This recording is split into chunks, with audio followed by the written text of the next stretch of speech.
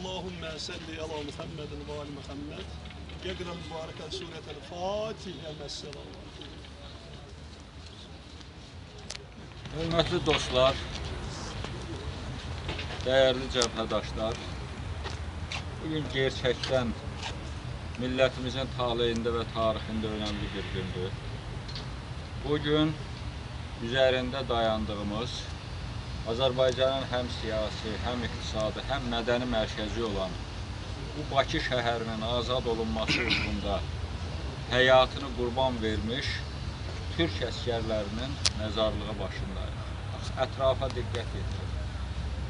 Bu şəhərin azadlığı uğrunda canını fəda etmiş qəhrəmanların hər birinin adı, soyadı bəllidir və üzərində ay ulduzlu hilalın qoynuna sığınmış, ayın qoynuna sığınmış bir ulduz özün göstərməkdədir.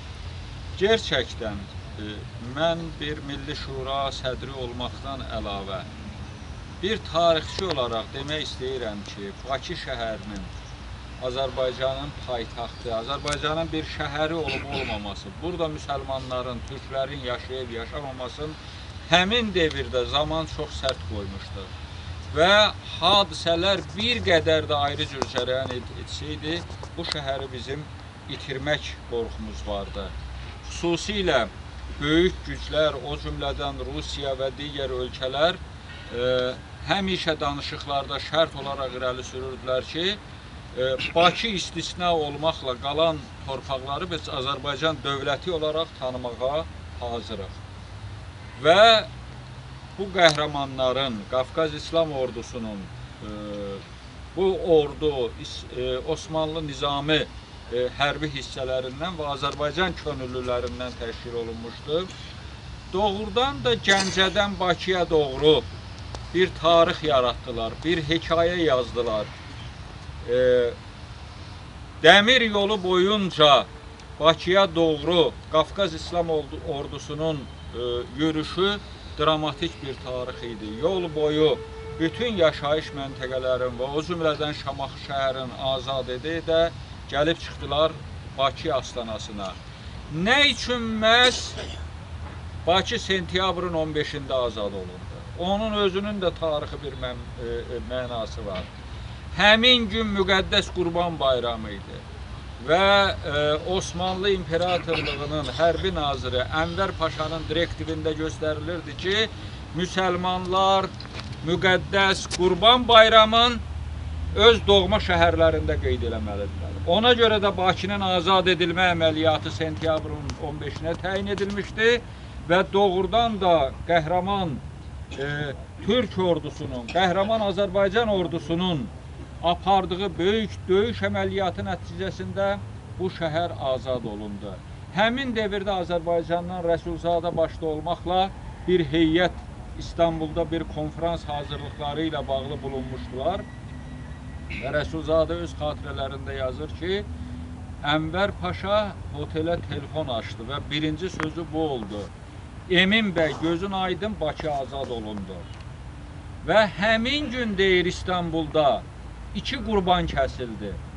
Biri müqəddəs Qurban bayramı şərəfinə, biri də Bakının azad olması şərəfinə.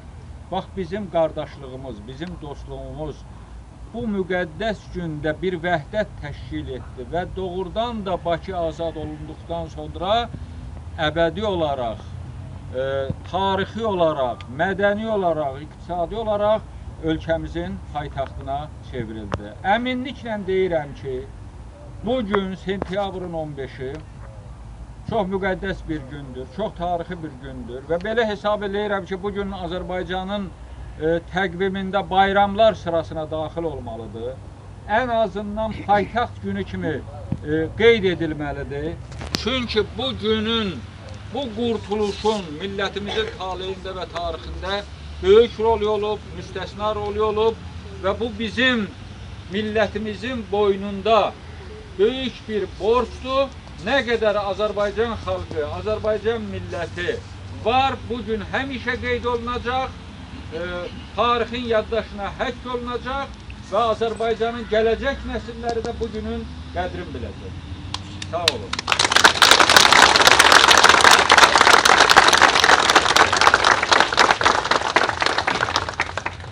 Hörmətli xanımlar, hörmətli bəylər, ilk növbədə sizin hamınızı, sizin simanızda bütövlükdə Azərbaycan xalqını, Bakının işğaldan azad olunmasının 97-ci il münasibəti ilə ürəkdən təbrik edirəm.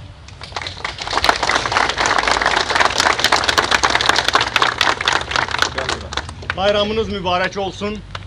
Mən heç şübhə eləmirəm ki, Bakının erməni, bolşevik işğalından azad olunması günü çox yaxın zamanlarda Azərbaycanın milli bayramları sırasına daxil olacaq.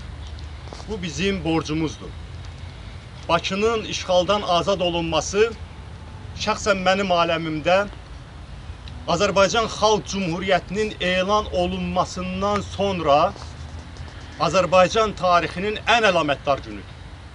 Bir anlıq düşünün ki, həmin o təlatümlü illərdə bu mümkün olmasaydı, o zaman Azərbaycanın durumu nə olardı? İndiki Azərbaycan mümkün olardı mı?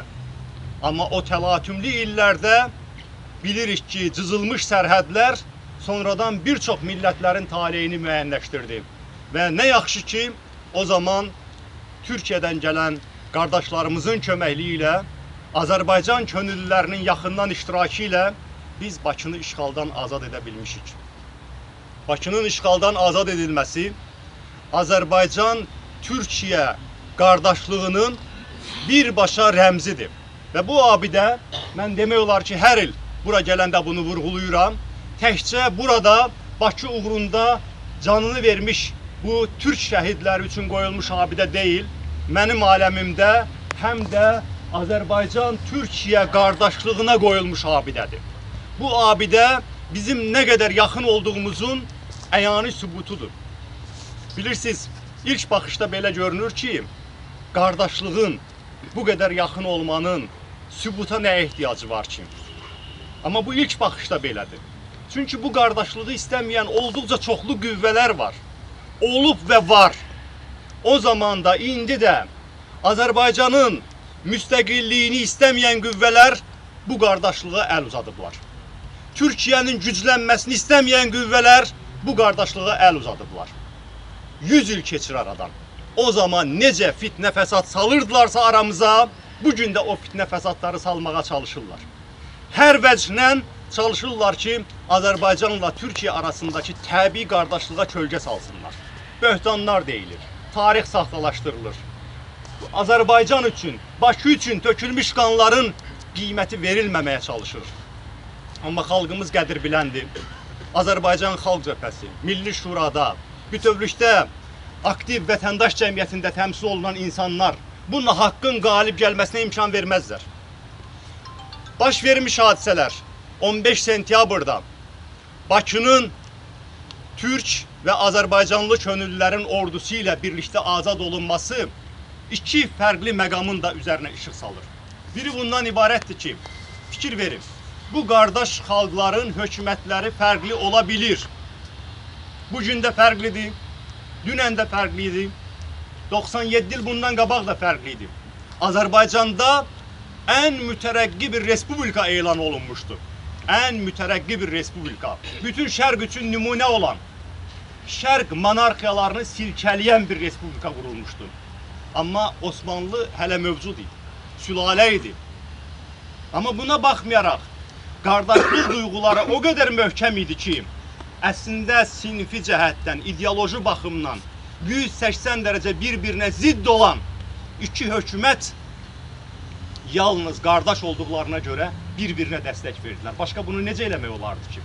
O ordu ki, bura gəlmişdi, o ordu Osmanlı ordusu idi. Amma burada Xalq Cumhuriyyətini dəstəkləyirdi, Xalq Cumhuriyyətinə dəstək verirdi. Bu bizim üçün əbədi bir yaddaşdır. Bizim hamımız üçün bir təlimatdır, tarixdən gələn. Hökumətlərə fikir verməyin. Türkiyədəki hökumətdən nə zamansa Azərbaycanda kimlərsə qırğın ola bilər. Azərbaycandakı hökumətdən Türkiyədə kimlərsə qırğın ola bilər. Azərbaycandakı hökumət Türkiyə xalqına xoş görünməyə bilər və xalq tərəfindən seçilməyə bilər. Eləcə də Türkiyədə eyni şeylər baş verə bilər. Bu bizim millət olaraq qardaşlıq duyğularımıza təsir etməməlidir. Birinci bu məqamı vurğulamaq istəyirəm. İkincisi, biz hər dəfə bura gələndə bu canlı örnəyi görəndə ki, bizim torpaqlarımızın işğaldan azad olunması üçün, həm də elə-belə torpaqlarımızın yox, paytaxtımızın, Azərbaycanın canının işğaldan azad olunması üçün qan tökmüş, şəhid vermiş Türkiyə indi də ağır zamanlardan keçir. Türk ordusu hal-hazırda çox rəşadətlə vətənin bölünməməsi üçün yüzlərlə şəhid verir. Bugün biz bu şəhidlərin önündə həm də Türk millətinə, Türk ordusuna sayğımızı ifadə eləməliyik. Onların indi də apardığı həmin o dövlət bütünlüyü uğrunda mübarizəyə öz dəstəyimizi ifadə eləməliyik. Və hər kəs bilməlidir ki, Azərbaycan-Türkiyə qardaşlığının açılmamış potensialı var. O potensialdan hələ tam istifadə olunmuyor. Və biz hesab eləyirik ki, Azərbaycan nə zaman müstəqil olursa, Azərbaycanı nə zaman xalqın içindən çıxan hökumətlər idarə edirsə, o zaman Azərbaycan-Türkiyə qardaşlığı olduqca yaxın olur, səmimi olur. O gün gələcək, Azərbaycan xalqı öz içindən çıxmış bir hökumət yaradacaq, Azərbaycan xalqının iradəsini ifadə edəcək və Azərbaycan-Türkiyə qardaşlığı da öz potensialından istifadə edəcək. Bayramınız mübarək olsun.